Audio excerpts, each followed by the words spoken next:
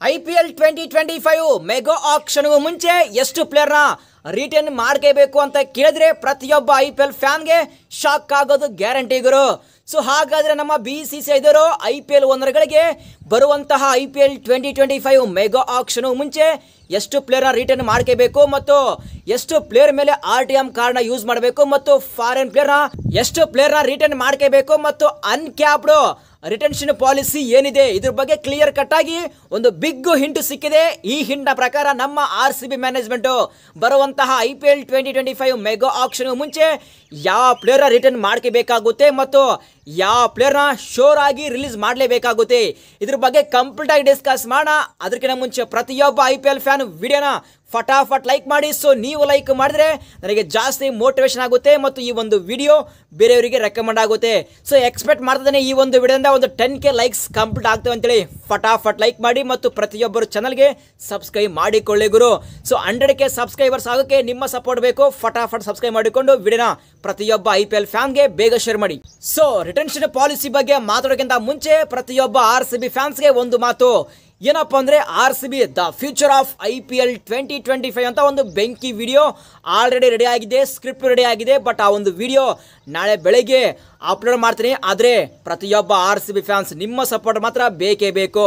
All notification on ಮಾಡಿ ಯಾವ ಟೈಮಲ್ಲಿ ಬೇಕಾದರೂ ವಿಡಿಯೋ ಅಪ್ಲೋಡ್ ಮಾಡಬಹುದು. So RCB fans are you ready ಆಗಿದ್ರೆ ಕಾಮೆಂಟ್ ಮಾಡಿ.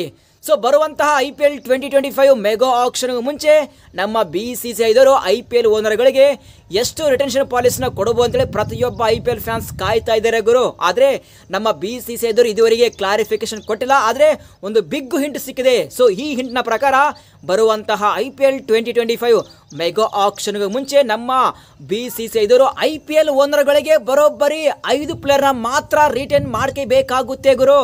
ಯಾವ ರೀತಿ ಅಂದರೆ 3 ಪ್ಲೇಯರ್ನ ರಿಟರ್ನ್ ಮಾಡಬೇಕಾಗುತ್ತೆ ಮತ್ತು ಪ್ಲಸ್ 1 ಪ್ಲೇಯರ್ನ ಅನ್ಕ್ಯಾಪ್ಡ್ ಪ್ಲೇಯರ್ ಆಗಿ ರಿಟರ್ನ್ ಮಾಡಬೇಕಾಗುತ್ತೆ. ಅದೇ ರೀತಿಯಾಗಿ ಮೆಗಾ ಆಕ್ಷನ್ ಅಲ್ಲಿ 1 ಪ್ಲೇಯರ್ ಮೇಲೆ RTM ಕಾರ್ಡ್ನ ಯೂಸ್ ಮಾಡಿ ರಿಟರ್ನ್ ಮಾಡಬೇಕಾಗುತ್ತೆ. ಇದು ಮಾತ್ರ ಪ್ರಾಬಲಿ ಬರುವಂತಹ IPL 2025 ಮೆಗಾ ಆಕ್ಷನ್ ಆಗುವಂತಹ ಚಾನ್ಸಸ್ ಜಾಸ್ತಿ ಇದ್ದಾವೆ.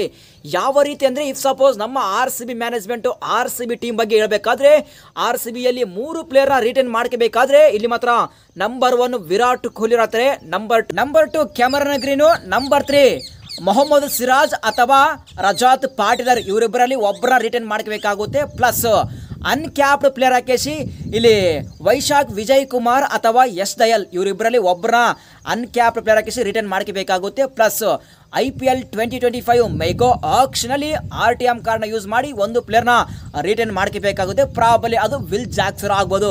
ಸೊ ನನ್ನ ವ್ಯೂನ ಪ್ರಕಾರ RCB ಮ್ಯಾನೇಜ್ಮೆಂಟ್ ಈ ಪ್ಲೇಯರ್ನ ರಿಟರ್ನ್ ಮಾಡ್ಕೋತಾರೆ. ಕ್ಲಿಯರ್ ಆಗಿ ರೂಲ್ಸ್ ಬಗ್ಗೆ ಹೇಳಬೇಕಾದ್ರೆ ಬರೋಬ್ಬರಿ 5 ಪ್ಲೇಯರ್ನ ಮಾತ್ರ ರಿಟರ್ನ್ ಮಾಡಬೇಕಾಗುತ್ತೆ. ಇದರಲ್ಲಿ 3 ಪ್ಲೇಯರ್ನ ರಿಟರ್ನ್ ಮಾಡಬೇಕು, ಪ್ಲಸ್ 1 ಅನ್ಕ್ಯಾಪ್ಡ್ ಪ್ಲೇಯರ್ನ ರಿಟರ್ನ್ ಮಾಡಬೇಕು, ಪ್ಲಸ್ 1 RTMನ ಕಾರ್ಡ್ ಯೂಸ್ ಮಾಡಿ ಮೆಗಾ ಆಕ್ಷನ್ ಅಲ್ಲಿ 1 ಪ್ಲೇಯರ್ನ ರಿಟರ್ನ್ ಮಾಡಬೇಕು. ಬರೋಬ್ಬರಿ ಈ 5 ಪ್ಲೇಯರ್ ಅಲ್ಲಿ ಸೊ ಮ್ಯಾಕ್ಸಿಮಮ್ 2 ಪ್ಲೇಯರ್ನ ಓವರ್ಸೀಸ್ ಪ್ಲೇಯರ್ಸ್ನ ರಿಟರ್ನ್ ಮಾಡಬೇಕಾಗುತ್ತೆ. ಪ್ರಾಬಲಿ ಅದು IPL ಟೀಮ್ಗಳಿಗೆ ಬಿಟ್ಟಿದ್ದು. ಬಟ್ ಮ್ಯಾಕ್ಸಿಮಮ್ 2 ಫಾರಿನ್ ಪ್ಲೇಯರ್ನ ಮಾತ್ರ ರಿಟರ್ನ್ ಮಾಡಬೇಕಾಗುತ್ತೆ. ಇಫ್ ಸಪೋಸ್ ಮೆಗಾ ಆಕ್ಷನ್ಗೂ ಮುಂಚೆ 2 ಫಾರಿನ್ ಪ್ಲೇಯರ್ನ ರಿಟರ್ನ್ ಮಾಡ್ಕೋಬಹುದು ಅಥವಾ ಮೆಗಾ ಆಕ್ಷನ್ಗೂ ಮುಂಚೆ 1 ಫಾರಿನ್ ಪ್ಲೇಯರ್ನ ರಿಟರ್ನ್ ಮಾಡಿ ಇನ್ನೊಂದು ಫಾರಿನ್ ಪ್ಲೇಯರ್ನ ನಾವು RTM ಕಾರ್ಡ್ನ ಯೂಸ್ ಮಾಡ್ತೀವಪ್ಪ ಅಂದರೆ ಮಾಡ್ಕೋಬಹುದು. ಇಲ್ಲಪ್ಪ ಅಂದರೆ 2 ಪ್ಲೇಯರ್ ನಾವು ಮೆಗಾ ಆಕ್ಷನ್ಗೂ ಮುಂಚೆ ನಾವು ರಿಟರ್ನ್ ಮಾಡ್ಕೋತೀವಿ ಅಂತ ಮಾಡ್ಕೋಬಹುದು. ಆದರೆ ಮೆಗಾ ಆಕ್ಷನಲ್ಲಿ RTM ಕಾರ್ಡ್ನ ಫಾರಿನ್ ಪ್ಲೇಯರ್ ಮೇಲೆ ಯೂಸ್ ಮಾಡೋಕ್ಕೆ ಬರಲ್ಲ. ಅವಾಗ ಇಂಡಿಯನ್ ಪ್ಲೇಯರ್ನ RTM ಕಾರ್ಡ್ ಆಗಿ ಯೂಸ್ ಮಾಡಬೇಕಾಗುತ್ತೆ ಗುರು. ಅದು ಅವರಿಗೆ ಬಿಟ್ಟಿದ್ದು, ಅವರವರ ಪ್ಲಾನ್ ಅವರಿಗೆ ಬಿಟ್ಟಿದ್ದು. ಫಾರ್ ಎಕ್ಸಾಂಪಲ್ ನಾವು ಕ್ಲಿಯರ್ ಹೇಳಬೇಕಾದ್ರೆ RCB ಬಗ್ಗೆ ಹೇಳಬೇಕಾದ್ರೆ RCBಯಲ್ಲಿ 2 ಫಾರಿನ್ ಪ್ಲೇಯರ್ ಇದ್ದಾರೆ. ಅದು ಕ್ಯಾಮರನ್ ಗ್ರೀನು ಮತ್ತು ವಿಲ್ ಜಾಕ್ಸರು. ಸೊ ಇವರಿಬ್ಬರ ನಾವು ಬಿಫೋರ್ ಮೆಗಾ ಆಕ್ಷನ್ ಮುಂಚೆ ನಾವು ರಿಟರ್ನ್ ಮಾಡ್ಕೋತೀವಿ ಅಂದರೆ ವಿರಾಟು, ಕ್ಯಾಮರನ್ ಗ್ರೀನು ಮತ್ತು ವಿಲ್ ಜಾಕ್ಸ್ ಅವರನ್ನ ರಿಟರ್ನ್ ಮಾಡಬೇಕಾಗುತ್ತೆ. ಮತ್ತು ಮೆಗಾ ಆಕ್ಷನಲ್ಲಿ RTM ಕಾರ್ಡ್ನ ಯೂಸ್ ಮಾಡಿ ಅಲ್ಲಿ ಮೊಹಮ್ಮದ್ ಸಿರಾಜ್ ಅಥವಾ ರಜಾತ್ ಪಾಟಿದಾರ್ನ ಯೂಸ್ ಮಾಡಬೇಕಾಗುತ್ತೆ. ಬಟ್ ಇಬ್ಬರಲ್ಲಿ ಒಬ್ಬರನ್ನೇ RTM ಕಾರ್ಡ್ನ ಯೂಸ್ ಮಾಡೋಕೆ ಆಗುತ್ತೆ. ಇಲ್ಲಪ್ಪ ಅಂದರೆ ಬಿಫೋರ್ ಮೆಗಾ ಆಕ್ಷನ್ಗೆ ಮುಂಚೆ ನಾವು ಒಂದೇ ಫಾರಿನ್ ಪ್ಲೇಯರ್ನ ರಿಟರ್ನ್ ಮಾಡ್ತೀವಿ ಅಂದರೆ ವಿರಾಟು, ಮೊಹಮ್ಮದ್ ಸಿರಾಜು ಮತ್ತು ಕ್ಯಾಮರನ್ ಗ್ರೀನ್ನ ರಿಟರ್ನ್ ಮಾಡ್ಕೋತಾರೆ. ಮೆಗಾ ಆಕ್ಷನಲ್ಲಿ ವಿಲ್ ಜಾಕ್ಸ್ ಅವ್ರನ್ನ RTM ಕಾರ್ಡ್ನ ಯೂಸ್ ಮಾಡಿ ವಿಲ್ ಜಾಕ್ಸ್ ಅವ್ರನ್ನ ರಿಟರ್ನ್ ಮಾಡಬೇಕಾಗುತ್ತೆ. ಸೊ ನನ್ನ ವ್ಯೂನ ಪ್ರಕಾರ RCB ಯಾವ ರೀತಿ ರಿಟೆನ್ಷನ್ ಪಾಲಿಸಿ ಇರುತ್ತೆ ಅಂದರೆ ಇಫ್ ಸಪೋಸ್ ಇದೇ ಒಂದು ರೂಲ್ ಬಂದರೆ ಫಸ್ಟ್ ಇಲ್ಲಿ Virat Kohli, second Cameron Green, third Mohammed Siraj ಅಥವಾ ರಜಾತ್ ಪಾಟಿದಾರ್ ಇವರಿಬ್ಬರಲ್ಲಿ ಒಬ್ಬರನ್ನ ರಿಟರ್ನ್ ಮಾಡ್ಕೋತಾರೆ.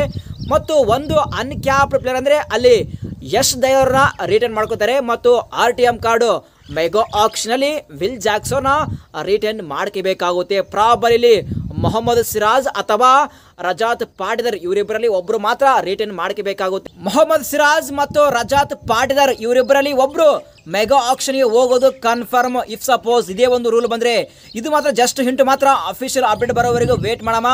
ಸೊ ಈ ಒಂದು ವಿಡಿಯೋದಲ್ಲಿ ಏನು ಅರ್ಥ ಆಗಿಲ್ಲ ಕಾಮೆಂಟ್ ಮಾಡಿ, ಆ ಕಾಮೆಂಟ್ಗೆ ಆನ್ಸರ್ ಮಾಡೋ ಜವಾಬ್ದಾರಿ ನಂದು. ಸೊ ಈ ಒಂದು ವಿಡಿಯೋ ಇಷ್ಟ ಆದರೆ ವಿಡಿಯೋ ಲೈಕ್ ಮಾಡಿದ್ರೆ ಮಾತ್ರ ಮರಿಬೇಡಿ. ಸಿಗೋಣ ಮುಂದಿನ ವಿಡಿಯೋದಲ್ಲಿ. Thank you.